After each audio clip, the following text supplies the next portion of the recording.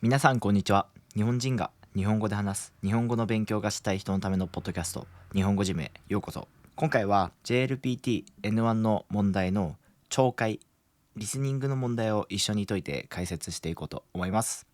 それでは早速問題に移りたいと思います。問題1ではまず質問を聞いてください。それから話を聞いて問題用紙の1から4の中から最も良いものを1つ選んでください。問題1、大学で男の留学生と先生が話しています。男の留学生はこの後何をしなければなりませんか？先生、先日お渡しした論文ですがいかがでしたか？ああ、見ましたよ。前回見たときは研究の背景のところが不十分だったけど、そこは今回だいぶ良くなったんじゃないかしら。ありがとうございます。研究の背景がうまくまとまったからだと思いますけど、研究目的も前の原稿より明確になったと思います。あ、そうですか。でも、この調査の結果のところ、もう少し効果的に示せるようにデータを図やグラフで表したらどうかしら。なるほど、そうですね。そうした方が説得力が増すと思いますよ。わかりました。やってみます。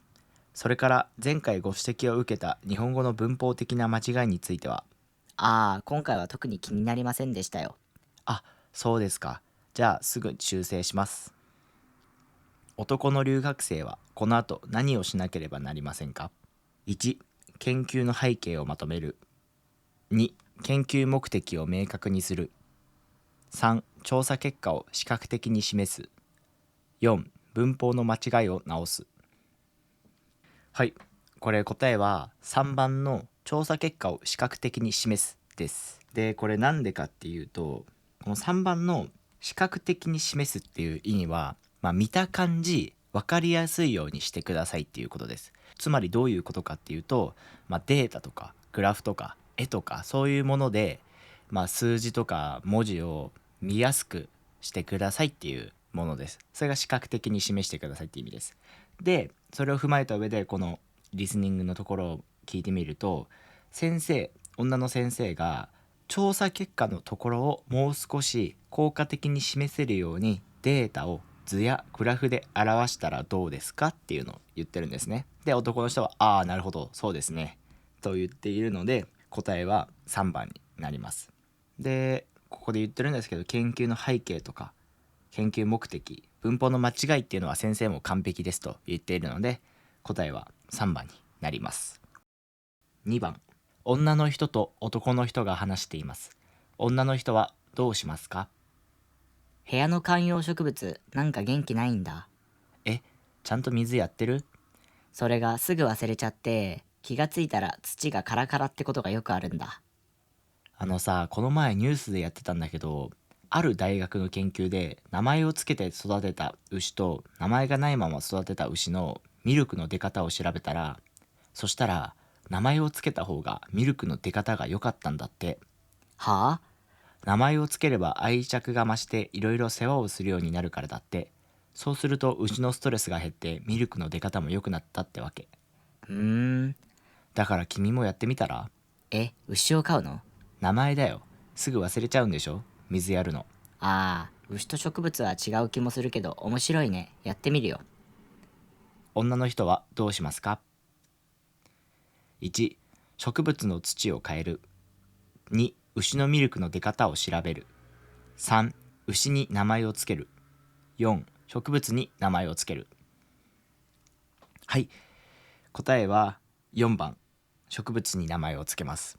これは簡単ですね。僕からしたら簡単に聞こえるのかもしれないですけど、ずっとここ最初は植物の話してるんですけど、途中から牛のミルクのお話になってるじゃないですか。なんでここで勘違いしちゃって3番の牛に名前をつけるとかになってしまう人がいるのかなとか、それが2番の牛のミルクの出方を調べるを選択してしまう人がいるのかなって思うんですけど、焦ってね。ただやっぱり普通にちゃんと冷静に聞いてみれば、最後に牛を飼うのって女の人が聞き直して、違うよ、名前だよ、すぐ忘れちゃうんでしょ、水やるのっていう感じです。主語っていう部分はこのリスニングの中でも抜けてる部分はあったりするんですけど、冷静に焦らずに聞いていれば4番の植物に名前をつけるんだなっていうのは簡単にわかります。僕も笑っちゃうぐらい簡単に分かっちゃいます。次、大学で男の学生と女の学生が話をしています。男の学生はこの後何をしますか？先輩、来週の研究発表のことで相談があるんですが。どうしたの？配布資料がまだできてないとか？いえ、それは昨日なんとか。実は僕すぐに上がってしまうんで発表が不安で。そんなの誰だって緊張するもんよ。とにかく何回も練習して自信つけるしかないんじゃない？それが原稿を暗記するくらい練習したんですが、本番では頭が真っ白になりそうで。まあ原稿は読んでもいいんだから完璧に覚えなくてもいいって。それより質疑応答でどんな質問が出るか予想してシミュレーションしておいた方がいいかもね。そっか、とっさに答えるのは難しいですもんね。うわ、ますます緊張してきた。大丈夫。自分の研究テーマについては自分が一番よくわかってるんだから。はい、じゃあ早速対策を練っておきます。男の学生はこの後何をしますか？ 1、配布資料を印刷する。2、発表用の原稿を修正する。3、発表用の原稿を暗記する。4、質問を予想して準備する。はい、これ答えは4番、質問を予想して準備するです。これもなかなか試験って JLPT の試験っていざやってみると周りがカタカタカタってペン書く音がしたりして焦ってしまって、できる問題、理解できる問題を理解できなくなる場合があるじゃないですか。でそういう時にこういう問題って意外とミスしがちなんですよね。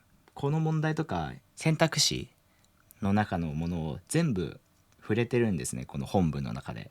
なのでなんか知ってる単語で答えを決めてる人とか、この単語出てきたからこうだろうっていう考え方で答えを当ててる人はこういう問題はミスってしまいます。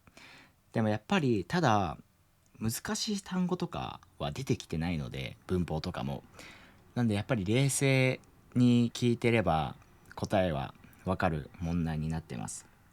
実際に女の人もとにかく何回も練習して自信つけるしかないんじゃないとか言ってるし、そういうところで、発表用の原稿を暗記するとか勘違いしてしまう人がいるかもしれません。ただやっぱりちゃんと聞いてれば男の人はもう暗記するぐらい練習したけど本番では頭真っ白になりそうって言ってるんですね。なんでもう暗記はしてるんですね。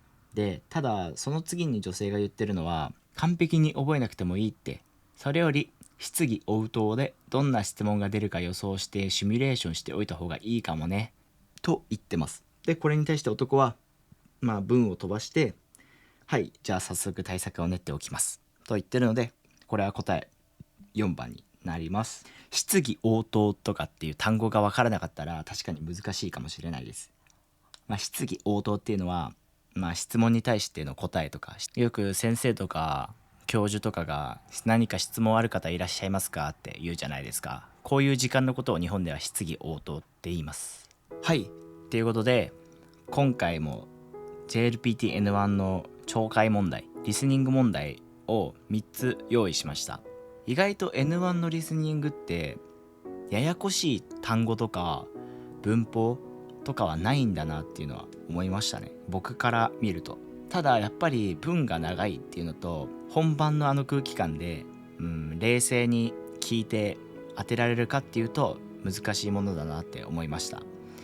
いろんなもう文があっち行ったりこっち行ったりしてるので、ただ男の人が何をするかっていうところだけに焦点を当てて聞いてみると意外と簡単に聞き取れるものなのかもしれません。ということで今回も JLPT の問題聞いて頭パンプアップしたと思うので、今日はこれで終わりにしたいと思います。最後までご視聴ありがとうございました。